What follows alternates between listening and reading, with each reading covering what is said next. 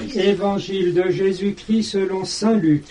Le 3e jour après la mort de Jésus, 2 disciples faisaient route vers un village appelé Emmaüs, à 2 heures de marche de Jérusalem, et ils parlaient ensemble de tout ce qui s'était passé. Or, tandis qu'ils parlaient et discutaient, Jésus lui-même s'approcha, et il marchait avec eux, mais leurs yeux étaient aveuglés, et ils ne le reconnaissaient pas. Jésus leur dit, « De quoi causiez-vous donc tout en marchant ?» Alors ils s'arrêtèrent tout tristes. L'un des deux, nommé Cléophas, répondit, « Tu es bien le seul de tous ceux qui étaient à Jérusalem à ignorer les événements de ces jours-ci. » Il leur dit, « Quels événements ?» Ils lui répondirent, « Ce qui est arrivé à Jésus de Nazareth. Cet homme était un prophète puissant par ses actes et ses paroles, devant Dieu et devant tout le peuple. Les chefs des prêtres et nos dirigeants l'ont livré, ils l'ont fait condamner à mort et ils l'ont crucifié. Et nous qui espérions qu'il serait le libérateur d'Israël, avec tout cela, voici déjà le 3e jour qui passe depuis que c'est arrivé. À vrai dire, nous avons été bouleversés par quelques femmes de notre groupe. Elles sont allées au tombeau de très bonne heure et elles n'ont pas trouvé son corps. Elles sont même venues nous dire qu'elles avaient eu une apparition des anges qui disaient qu'il est vivant. Quelques-uns de nos compagnons sont allés au tombeau et ils ont trouvé les choses comme les femmes l'avaient dit, mais lui, ils ne l'ont pas vu. Il leur dit alors, « Vous n'avez donc pas compris, comme votre cœur est lent à croire tout ce qu'ont dit les prophètes. Ne fallait-il pas que le Messie souffrit tout cela pour entrer dans sa gloire ?» Et en partant de Moïse et de tous les prophètes, il leur expliqua dans toute l'Écriture ce qui le concernait.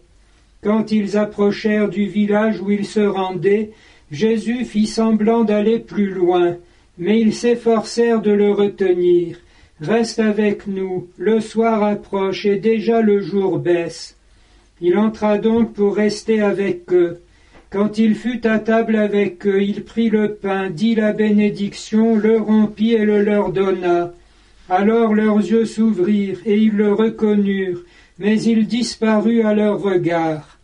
Alors ils se dirent l'un à l'autre, « Notre cœur n'était-il pas brûlant en nous, tandis qu'il nous parlait sur la route et qu'il nous faisait comprendre les Écritures ?»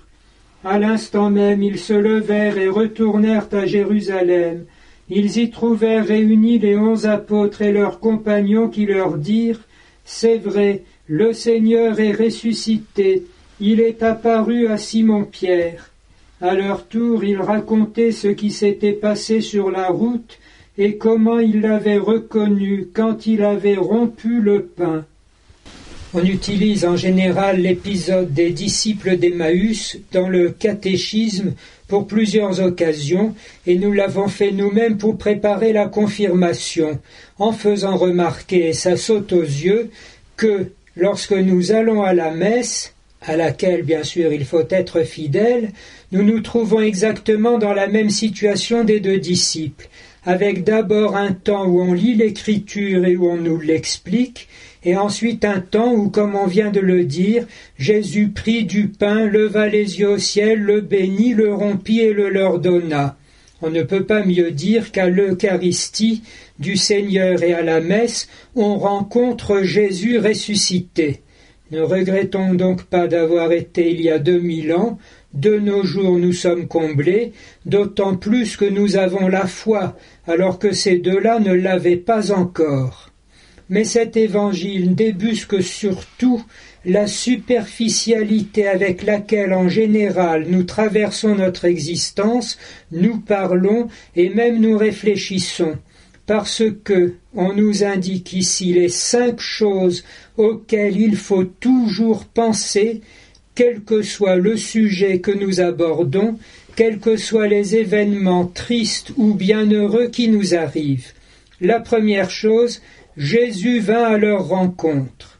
Redisons-nous-le, et spécialement en ce temps de Pâques, depuis qu'il est ressuscité, Jésus passe son temps à venir à la rencontre de tout homme.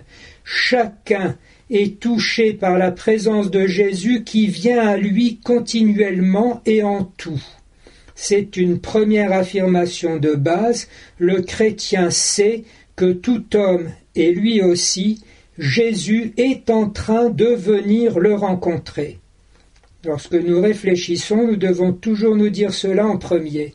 Vient ensuite, et là nous excellons, ce qu'on appelle le regard mondain ou la croûte des événements. Et effectivement, c'est en général à ce niveau-là que nous vivons et que nous parlons. Ce qui s'est passé, les femmes ont dit ceci, mais n'ont pas vu cela, et puis nous expliquons aussi ce que nous ressentons à n'en plus finir. Cela est réel, nous vivons aussi dans ce registre. Mais vient ensuite le troisième registre éclairé par la parole de Dieu. Rappelons-nous toujours, et n'hésitons pas à nous le redire dans nos conversations, que nous sommes faits pour la vie éternelle. Ne fallait-il pas que le Messie souffrit tout cela pour entrer dans sa gloire ? Lorsque nous parlons de trames de nos existences, rappelons-nous qu'elles ont non pas 20, 30, 40, 60, 70, 80, 90 ou 100 années, elles ont la vie éternelle. Nous vivons dans cette dimension-là et nous sommes faits pour la gloire du ciel et non pas pour traîner indéfiniment ici-bas comme des âmes en peine. Et puis finalement, la messe. Comment vivre tout seul quand on est chrétien alors que l'Église se rassemble et que la présence de Jésus est donnée cette fois non pas à cause de ma ferveur, mais parce que le prêtre a consacré l'Eucharistie.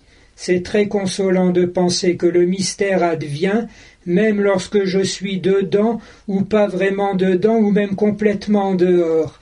Il y a là une ancre très solide pour nos cœurs incertains, comme le dit la liturgie.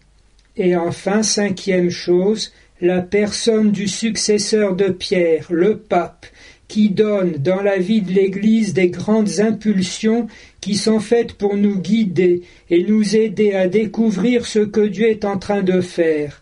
Évoquons par exemple l'année de la rédemption de Jean-Paul II, le grand jubilé de l'an 2000, puis une année du rosaire, une année de l'Eucharistie, et actuellement une année de la foi, avec certaines fois des fruits absolument stupéfiants, comme l'année mariale 87-88 et l'effondrement de l'Empire soviétique en 89.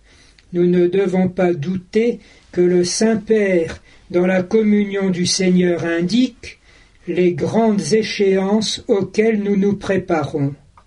Résumons alors, quelles que soient les choses qui arrivent, les sujets que nous abordons, n'hésitons pas à être profonds et non pas superficiels. Jésus vient à notre rencontre. Oui, il y a beaucoup de choses, mais nous sommes faits pour la vie éternelle. Nous nous consolons dans les liturgies de l'Église. Et enfin, nous avons dans la personne du Saint-Père celui qui nous annonce, pour ainsi dire, ce que nous sommes en train de vivre et à quoi nous allons participer, parce que Jésus a voulu que nous ayons un vrai berger qui nous conduise vers les vrais pâturages, vers les eaux de la vie, et nous permette d'arriver finalement jusque dans la maison du Père.